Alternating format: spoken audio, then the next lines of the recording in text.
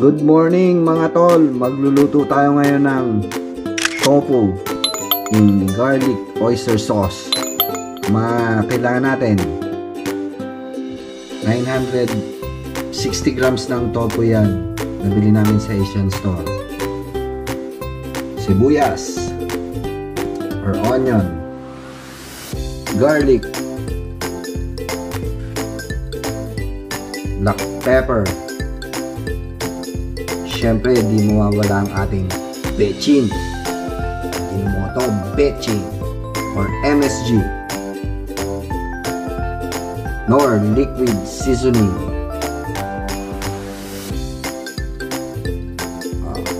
Sesame oil. Ito pang toppings natin. Fried garlic. Meron na akong naka-ready. Scallions or spring onion. Oyster sauce, spinach para sa beddings, saka toyo, dato puti. Yan ang mga kailangan natin para sa ating tofu. Okay, sunod na batch ng tofu. Talang lang natin.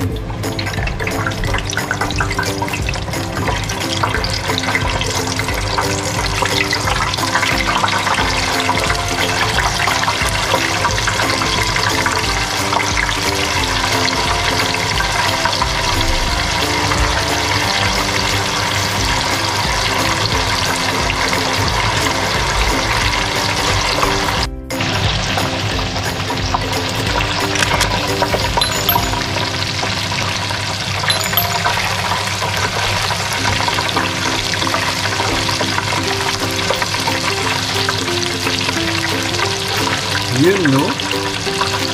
Crispy ang tofu. Sarap! Painit na ako ng kawali. Lagay lang tayo ng olive oil. Olive oil. Sesame oil. 2 tablespoon ng sesame oil yan.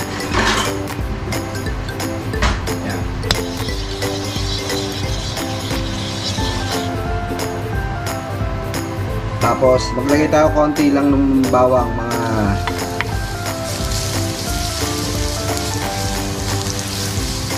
1 teaspoon ng bawang. Tapos, konting onion. Sa ano lang to sa spinach lang muna. Para parang stir fry ang dating ng spinach. Kasi hindi naman yan ang diyan natin ipapatong, kaya beddings, diyan natin ipapatong yung tofu. Yung may sauce na. Yan. Hindi na hugas siya. Ready mix. Ano na yan? Ready. Wash na yan. Wash. Healthy living tayo ngayon, Kasi, sabi, laging baboy daw. Baka. Healthy living. Gulay. Saka tofu. Dapat binabalanse. Yun lang. Sutay natin yung itong spinachi. Tapos itong spinach, lagyan natin ng konting bechin. Siyempre, laging may ajinomoto. Bango rin talaga itong spinach.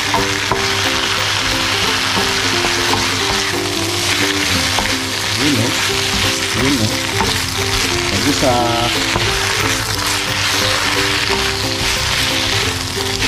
ano pala mga kapungay, medyo magandang natin, subscriber. Sana magtuloy-tuloy para masaya. Happy ang Christmas.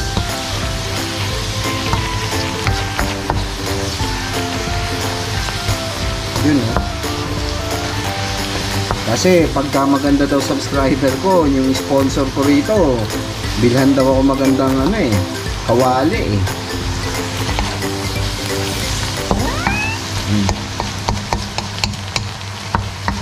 Ibig sabihin yan, pwede na tong spinach natin. Set aside muna natin. Okay? Yan, gawin na natin yung sauce. Konting mantika. Konti lang. Yan.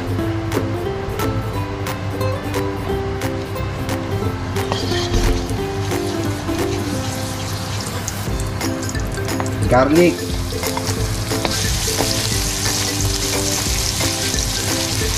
Sutay lang yung garlic. Yan. Pagka-sutay, lagay na natin tong sibuyas or onion.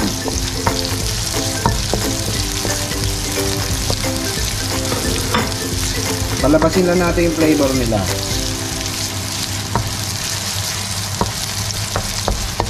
Ayun, no? Kita nyo ba yan? Bango ng amoy. Tapos, maglagay na tayo ng soy sauce. Itong soy sauce, mga 1/4 to. 1/4 cup. Soy sauce. Tapos, half cup ng oyster sauce. Nilagyan ko ng konting tubig to. Pero half cup ng oyster sauce yan. Yan, no? Kita nyo? Umano na nga. Parang matubig ba? Oh, yan. Yan. Yan. Ganyan lang yan.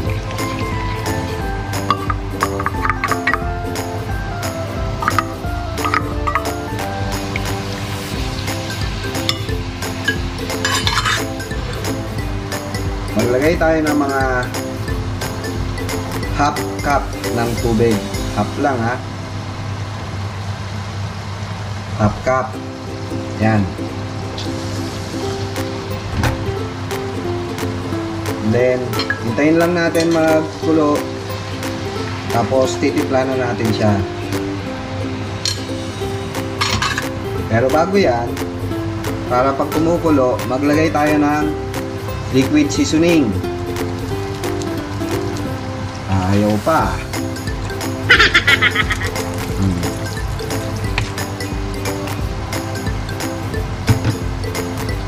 Black pepper.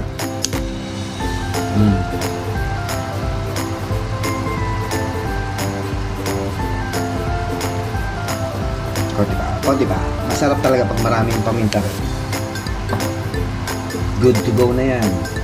At isa pa pala, may dalawang ingredients ako nakalimutan sabihin kanina sa inyo. Ito yung salted black beans, saka asukal. Sa asukal, gagamit tayo ng mga 3 tablespoon.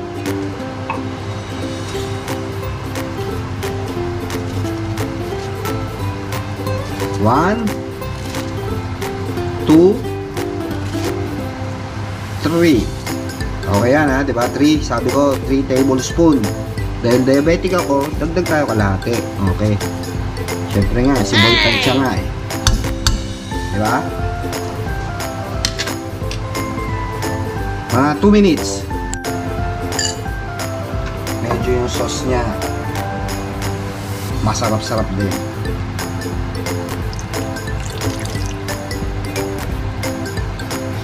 Tansya-tansya lang sa paglalagay ng slurry natin. Yan, pwede na yan.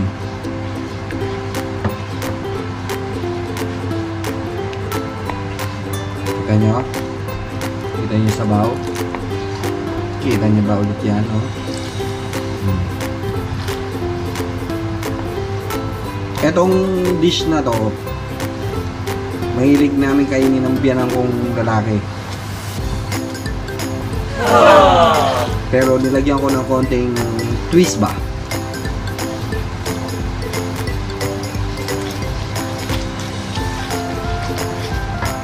Tapos ngayon, pag malapot na, lalagay na natin tong tofu natin.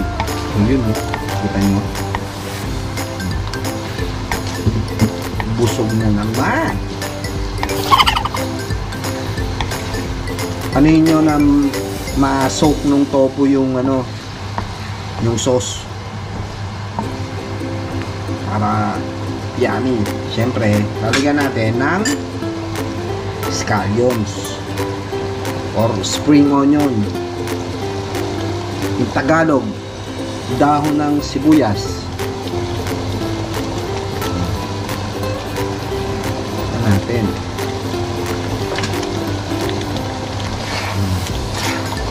Kita nyo? Kita nyo na ba yan?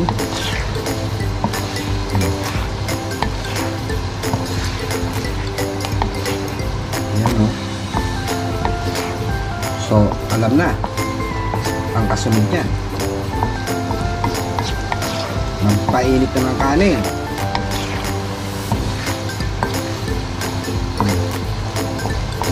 Ayan, no?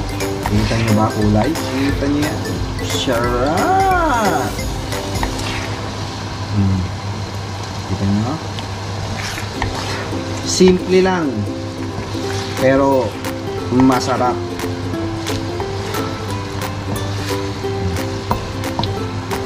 Yung iba, sinuserve to sa sizzling plate. Mga ganitong luto. So, okay! Oh, yeah!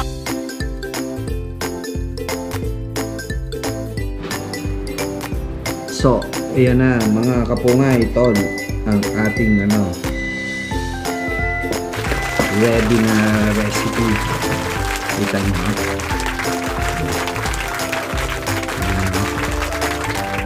Yummy. Yummy, oh. So, kung nagustuhan nyo po itong recipe na to ulit, i-like nyo lang, subscribe, and comment lang po kayo sa channel na to. Salamat!